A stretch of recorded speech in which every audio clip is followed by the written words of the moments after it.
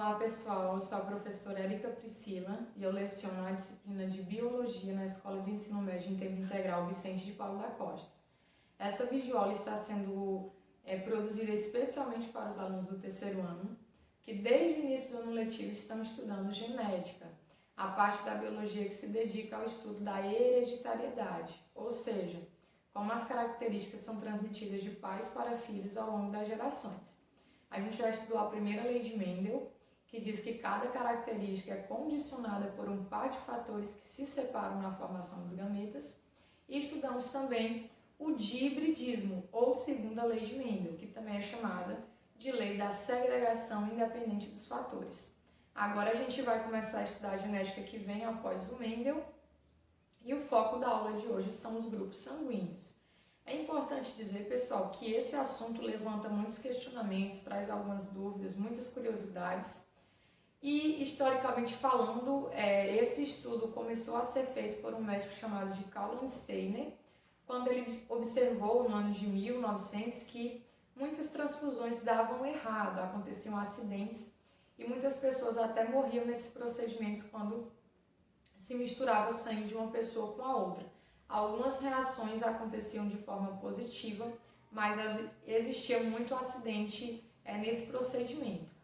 Estudando junto com seus colaboradores, o Carl Landsteiner, ele conseguiu determinar que existem diferentes tipos de grupos sanguíneos e que existem diferentes tipos de reações entre os grupos sanguíneos. E é isso que a gente vai tentar explicar nessa aula. Mas antes de falar dos grupos sanguíneos propriamente ditos, a gente precisa saber do que é composto o nosso sangue. Então, pessoal, o sangue, esse líquido vermelho que circula no nosso corpo, em que nós possuímos uma quantidade média de 5 a 6 litros, ele é composto na sua maioria por uma parte líquida chamada de plasma.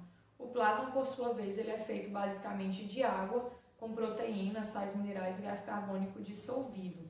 Ele corresponde a 55% do volume total do nosso sangue, o plasma. No plasma vão estar mergulhados os elementos do sangue que nós chamamos de elementos figurados, ou seja, as células que estão abundantes ali.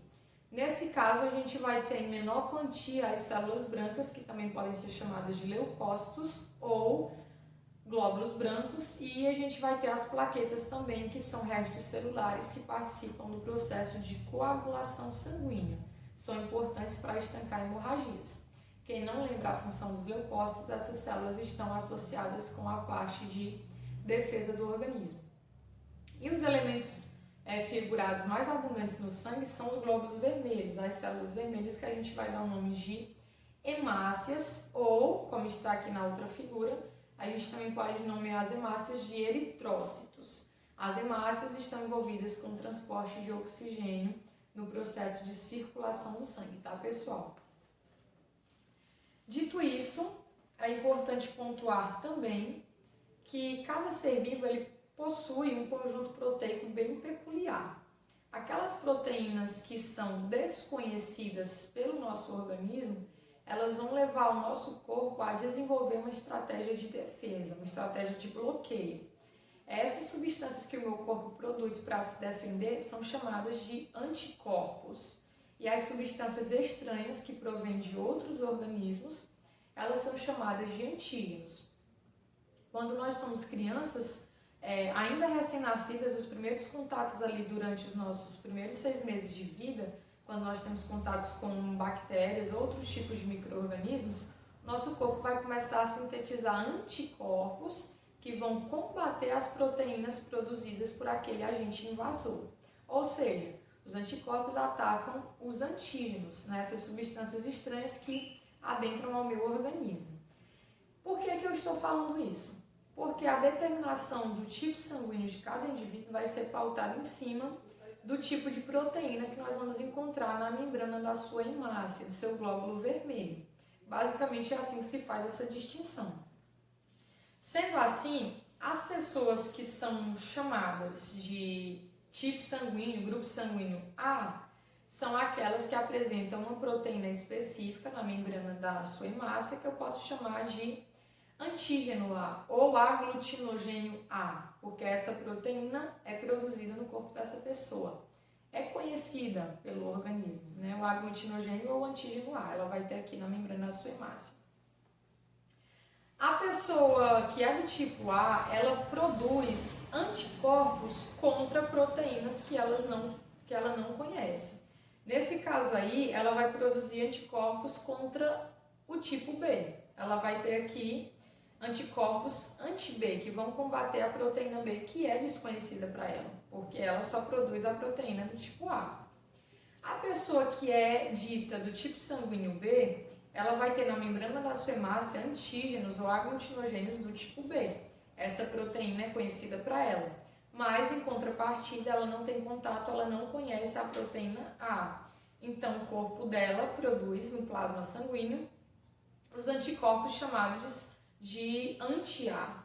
Então o anti-A vai combater a proteína A, que é desconhecida para ela.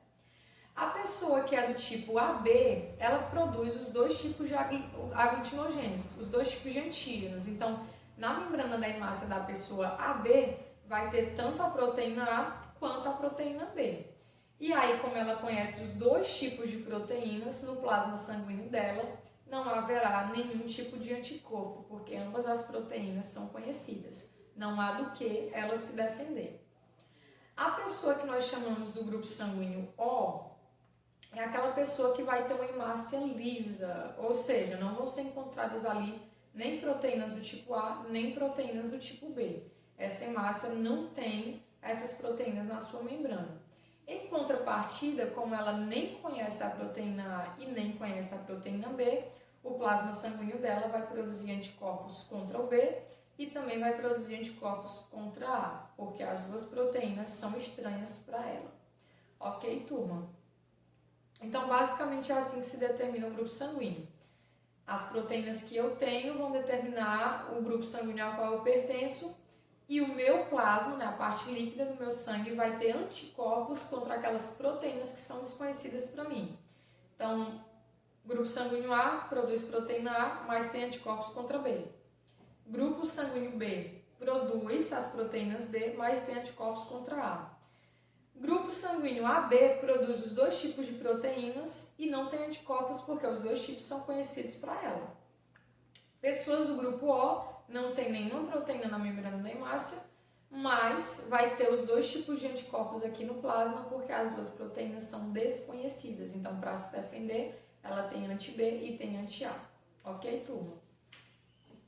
E aí a gente vai falar sobre a genética dos grupos sanguíneos. Nosso foco continua sendo a genética, então não poderia deixar de entrar nesse assunto com um pouco mais de detalhes. As proteínas que são formadas na membrana das hemácias, elas podem ser determinadas por alelos dominantes e alelos recessivos, de acordo aí com a herança genética de cada indivíduo. De modo que o genótipo dos indivíduos que são do grupo A pode ser um genótipo puro, azão, né? Esse aqui é um alelo que a gente usa para determinar a isoaglutinação, que é a aglutinação que acontece com grupos sanguíneos compatíveis. E essa pessoa do grupo A, ela pode ser um indivíduo também heterozigótico. Ela pode ter um alelo dominante aqui, com a presença desse azão, mas ela pode herdar um alelo izinho, que é um alelo recessivo. Se ela tiver um dos alelos dominantes, nós sabemos que essa pessoa vai ser chamada de pura ou homozigótica. E se ela tiver um alelo dominante e um alelozinho recessivo, ela vai ser chamada de híbrida ou heterozigótica. Do mesmo modo, a pessoa que é do grupo sanguíneo B pode ser pura, tendo o alelo aqui isão B, ou ela pode ser heterozigótica, tendo um alelo dominante B e um izinho, um alelo recessivo. A pessoa do grupo AB, ela possui dois alelos dominantes, o alelo A e o alelo B. Nesse caso aqui é uma situação de codominância, algo que a gente já estudou em aulas passadas, né? Os dois alelos aqui, eles dominam ao mesmo tempo, então eles são manifestados juntos. E a pessoa do grupo O, ela não possui dominância, ela é o indivíduo considerado de recessivo, né? Então o genótipo dela vai ser izinho. Ok, turma? Eu espero que vocês tenham conseguido compreender. Essa aula é a aula introdutória ao sistema sanguíneo e na próxima aula a gente vai falar melhor sobre a parte de transfusão sanguínea e a determinação dos grupos que são positivos e negativos, ok? Até mais!